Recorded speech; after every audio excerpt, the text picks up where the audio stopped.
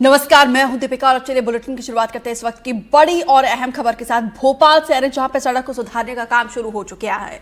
MP नगर इलाके में धंस गई थी सड़क। एमपी नगर में 8 फीट तक धंस गई थी सड़क। नाले के पास मिट्टी हटाने से धंस गई थी सड़क। 2 दिन के बाद से फिर से खोली जाएगी सड़क। ये बड़ी जानकारी, आज दोपहर को ही ये सड़क धंस गई थी और राहत की बात है कि जब ये सड़क धंस गई थी उस वक्त वहां पे कोई भी राहगीर मौजूद नहीं था, नहीं तो एक बड़ा हादसा हो सकता था। अब देखिए, आनन फानन में सड़क को मरम्मत करने का काम शुरू हो चुका है और इसके लिए सड़क को सुधारने के काम को देखिए यहाँ पे बाकायदा मजदूर लग चुके हैं।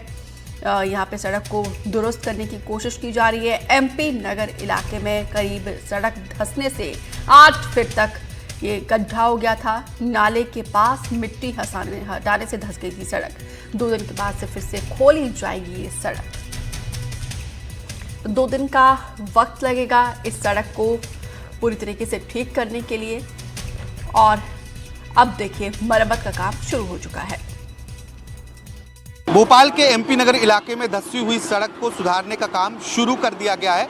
आप देखेंगे तो यहाँ पर जो सड़क है उसे दुरुस्त किया जा रहा है, क्योंकि यहाँ नाला है नीचे, इसलिए एंगल के जरिए उसे एक सपोर्ट भी दिया जा रहा है और जो सड़क के किनारे से पानी आ रहा था उसके लिए एक प्लास्टिक की मोटी पाइप लगा दी गई है।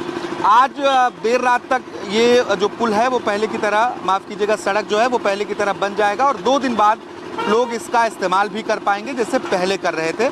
अभी फ़िलहाल आप देखेंगे क्योंकि ऊपर एक नाला है और नाला इस सड़क से दूसरी पार गया हुआ है, ऐसे में नाले के नीचे एंगल के जरिए वेल्डिंग करके उसे सपोर्ट देने की कोशिश की जा रही है और इसके बाद इसके ऊपर एक स्लैब जो है वो बना दिया जाएगा।